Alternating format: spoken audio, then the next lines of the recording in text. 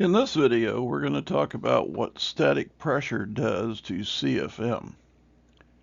On most of our units, you will find the maximum static pressure that is required to operate the unit successfully, and most of them are listed at a 0.5 inches of water column. So this is what you need to design your ductwork to so you achieve a 0.5 inches of water column of external static pressure. So let's take a look at the different types of motors that we have to work with in our equipment. So the PSC motor was a standard for a lot of years, but it has recently been phased out of production.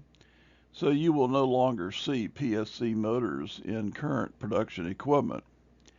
The PSC motor, or permanent split capacitor motor, was a non-communicating motor, 2 to 4 speeds that were designed into the motor windings, and high voltage from the control board to the motor controlled it. A capacitor was required for it to operate correctly. From the external static pressure chart, you will notice that at a 0.5 inches of water column, we have at high speed 835 CFM available to us. As our external static pressure increases to 1 inch, you'll notice that the 835 CFM decreases to 195 CFM, which is a 65% decrease in CFM. So does static pressure matter? I would say so.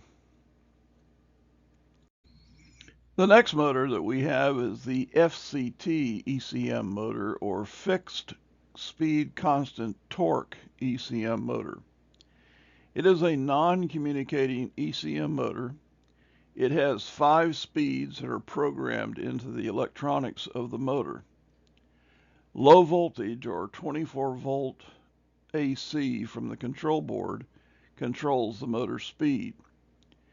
Again, you will notice that at a 0.5 inches of water column, on our gray wire, which is our 5th speed, we have 1,445 CFM available to us.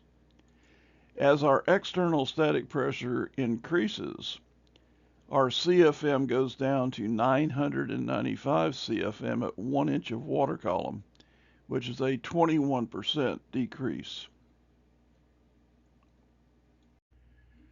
The next motor is a VCT ECM motor, or a variable speed constant torque ECM.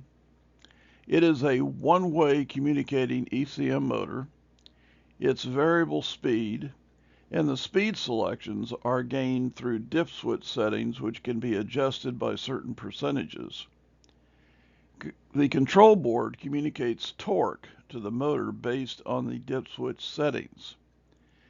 Again, you'll notice that at a 0.5 inches of water column, we have 1,445 CFM available to us.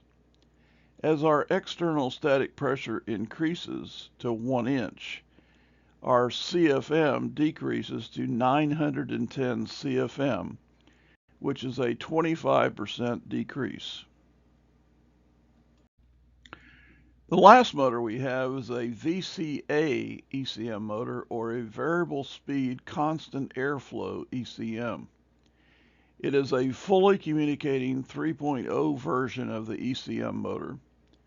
It is variable speed communicating motor that maintains constant airflow, and airflow selection is through the wall control. Again, you'll notice that at a 0.5 inches of water column, we have 1,320 CFM available to us. As the external static pressure increases to 1 inch, we have a reduction from 1,320 to 1,315 CFM. So this motor with constant airflow is the preferred motor to maintain our CFM at higher static pressures. But as always, you must design your ductwork to keep your static pressure as low as possible, to keep the percentage of loss of your CFM as low as you possibly can. So it is imperative when designing your ductwork to use fittings that will direct the airflow throughout the system. By using long radius fittings and using takeoffs that are 45 degree, you will reduce your external static pressure and maintain the needed CFM that you need for a proper operation of the system. Go to arefco.com for more videos, like, subscribe, and check back every week for new videos.